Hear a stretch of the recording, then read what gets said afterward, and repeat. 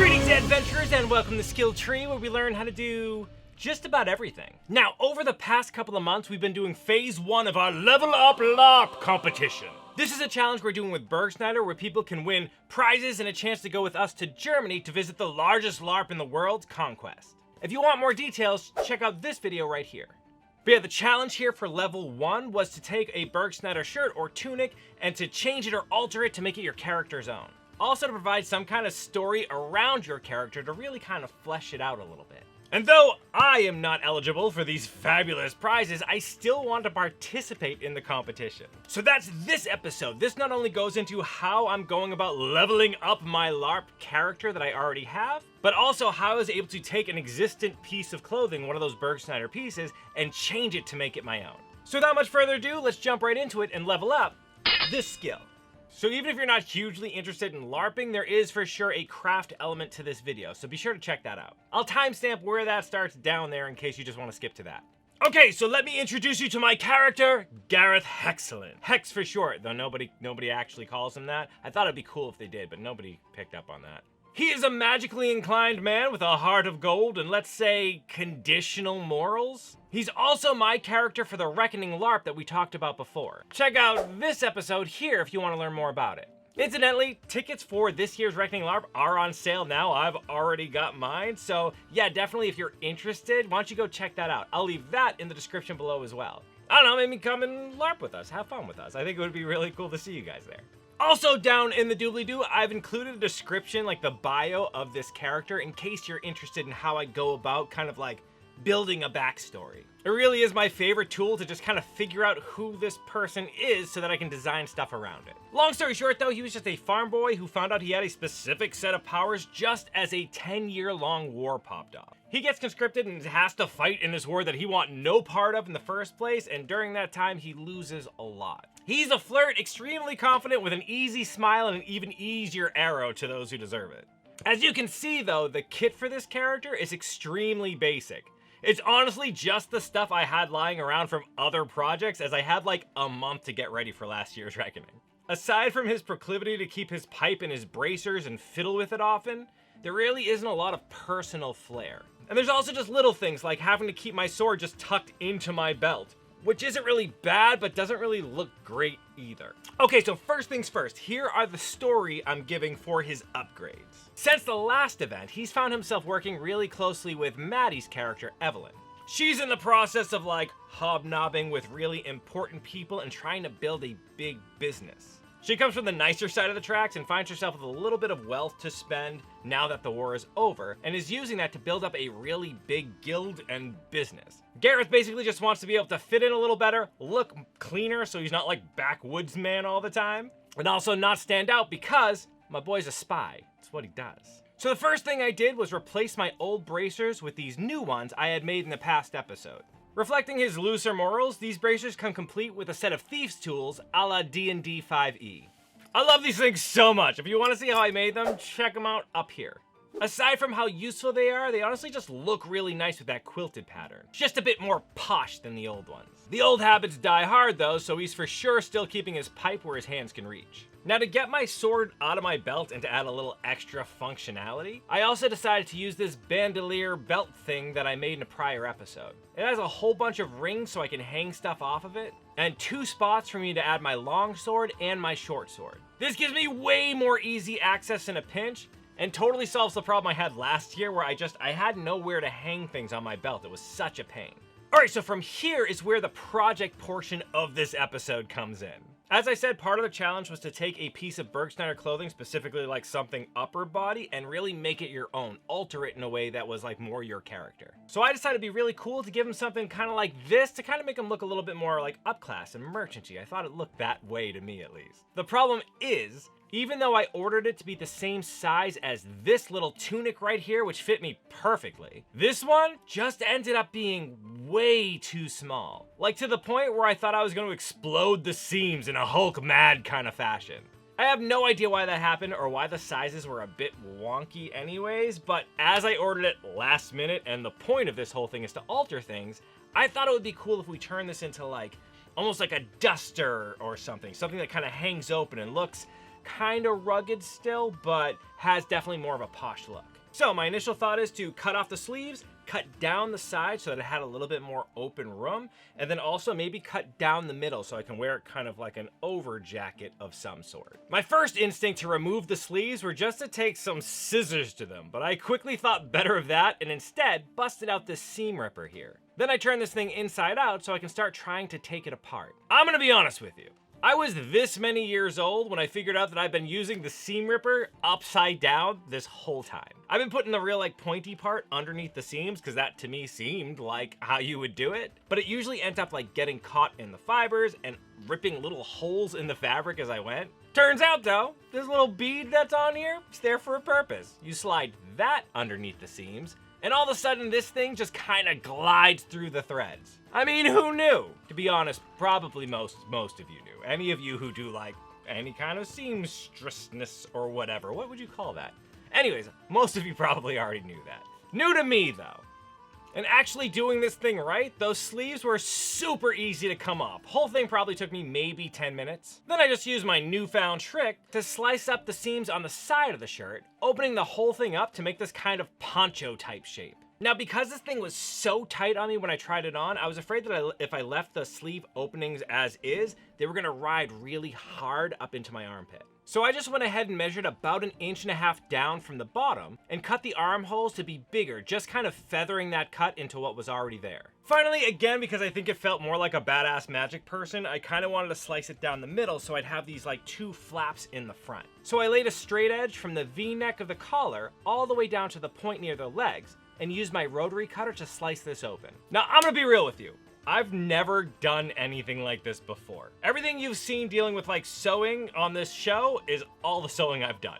That's it. So cutting up a garment like this to try to change it into something else, completely terrifying. I was convinced through most of this, I was just destroying stuff.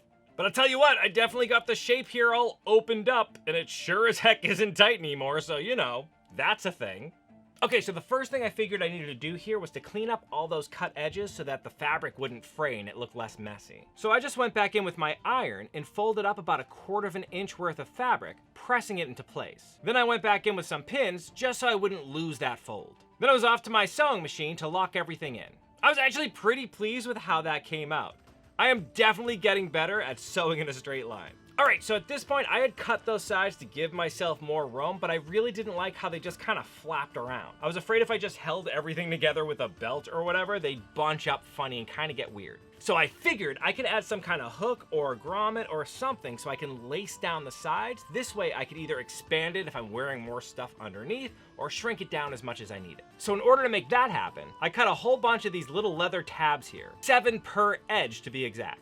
Then I use some tanner's bond tape so that I can stick them to the fabric and they wouldn't move when I go to sew them. The thought here is to loop them around the fabric and sew them into place to give me these nice little loops to put cordage through. I simply remove the tape's paper backing and evenly space the tabs all along the edge of the garment. Then I carefully folded them over, being sure to leave enough room so that I can form a loop of leather. I really like how cool those things look. I think it was a much better choice than just adding a grommet. It has kind of a different flair to it. And while I had this chrome tan leather out, I thought it would be neat to add like little patches or pieces to it where it makes sense. I.e. like decoratively kind of on the chest, but then also down at the bottom where like I would kick up mud or whatever. Just adding an extra layer of protection to the fabric and also adding a little bit more weight to the bottom of it so it pulls down a little better. To make these, I honestly just kind of cut random symmetrical patterns that I thought looked cool. Then just like with the little loops, I stuck them into place with some tanner's bond so they wouldn't move around on me when I went to sew them.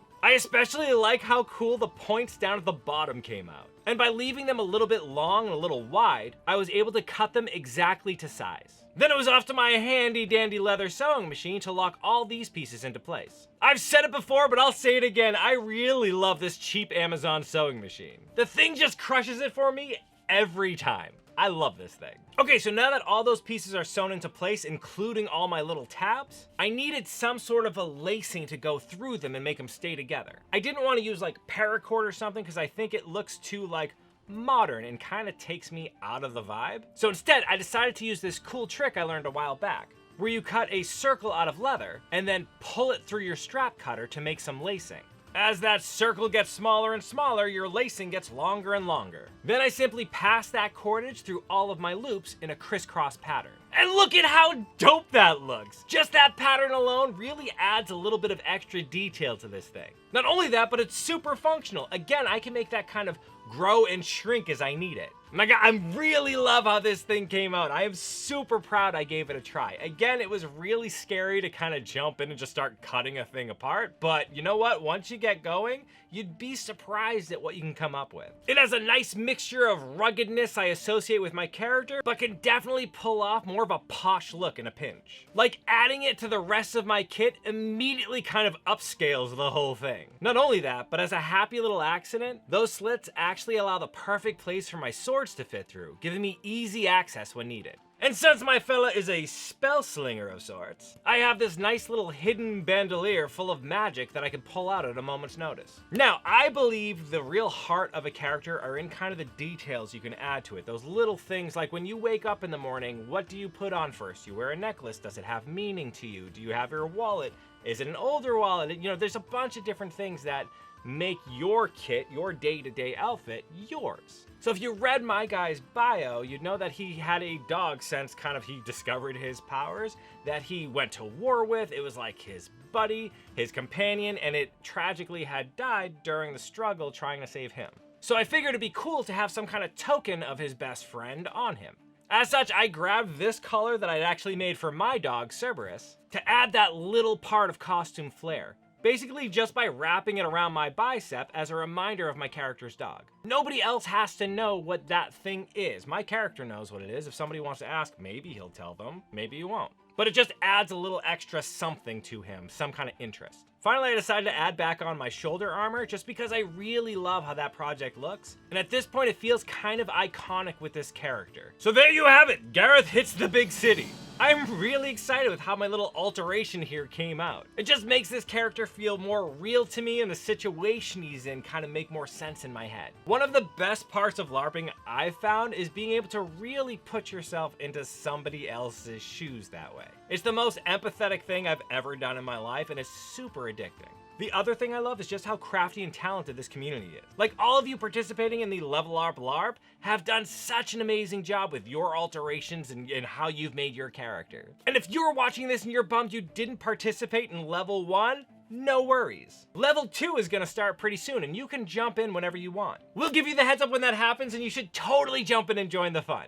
No, I hope you liked this content. If you did, why don't you give me some of that like it love, and don't forget to subscribe so you know when I release new content. Before we wrap up though, I need help. I don't like to waste anything, and these are the sleeves here that I cut off of the rest of the piece. And looking at it, it looks like it could either go on your shin, like this would fit perfectly kind of going over your boot, or as some kind of like an arm cover, right? Like if we added some lacing here, that would look pretty cool too. And it's the same kind of color, so it would look like a matching set. I don't know, what do you think? What do you think I should do with this little piece here? It's really kind of neat. Anyways, if you liked what we did here today, why don't you give me some of that like it love, and don't forget to subscribe so you know when I release new content. Leave your ideas in the comment section below. I'm really excited to see kind of what you have to say about it. In the meantime though, keep leveling up, you. Congratulations, adventurers! Your quest has brought you all the way to the end screen. YouTube loves it when you do that, and it's a great way to support this channel. Another great way to support this channel is by joining these people's noble ranks. These are our generous givers over on Patreon, who honestly help make this channel run. I could not do it without all of you. And a special thanks to our newest high tier level Patreon members, Winter Night Warden, Logan Stoddard, Darian Boudreau, and Stefan Durrell. Thank you all so much. Again, we couldn't do this without you. You make everything possible. So really, you are the wind beneath my wings. Thank you for everything you do. If you like what we do here and want to support this channel, consider joining our Patreon, link in the description below. Otherwise, you can click on one of these videos here that YouTube thinks you like, and that also helps. I will drink and wait while you decide which you prefer.